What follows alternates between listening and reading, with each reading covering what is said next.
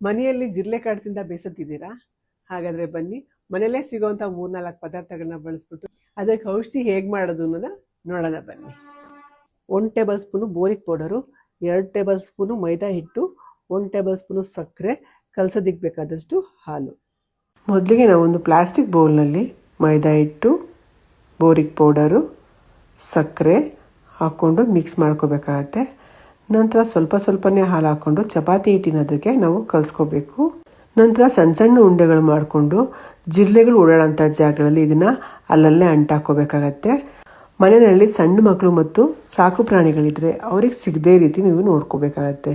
ಇದನ್ನು ಸುಮಾರು ನಾನು 10 ವರ್ಷಗಳಿಂದನೂ ಮಾಡ್ಕೊತಾ ಬಂದಿದ್ದೀನಿ. ಮನೆಯಲ್ಲಿ ಕಂಪ್ಲೀಟಾಗಿ ಜಿರಳೆಗಳು ಕಡಿಮೆ ಆಗಿದೆ. ಈ ರೀತಿ ಸಣ್ಣ ಸಣ್ಣ ಉಂಡೆಗಳಾಗಿ ಮಾಡಿಬಿಟ್ಟು ಜಿರಳೆಗಳು ಎಲ್ಲೆಲ್ಲಿ ಓಡಾಡ್ತಾವೋ, ಈ ಕಬೋರ್ಡ್ ಇರ್ಬೋದು ಅಥವಾ ಅಡುಗೆ ಮನೆ ಶೆಲ್ಫ್ ಮೇಲೆ ಇರ್ಬೋದು, ಸಣ್ಣ ಸಣ್ಣ ಉಂಡೆಗಳನ್ನ ನೀವು ಈ ಥರ ಸ್ಟಿಕ್ ಮಾಡಿದ್ರೆ ಸಾಕು, ಅಲ್ಲಲ್ಲೇ ನಿಮ್ಗೆ ಕಂಪ್ಲೀಟಾಗಿ ಜಿರಳೆಗಳು ಕಾಟ ಕಡಿಮೆ ಆಗುತ್ತೆ. ಈ ವಿಡಿಯೋ ನಿಮಗೆ ಇಷ್ಟ ಆಗಿದ್ರೆ ಲೈಕ್ ಮಾಡಿ, ಶೇರ್ ಮಾಡಿ, ಫಾಲೋ ಮಾಡಿ.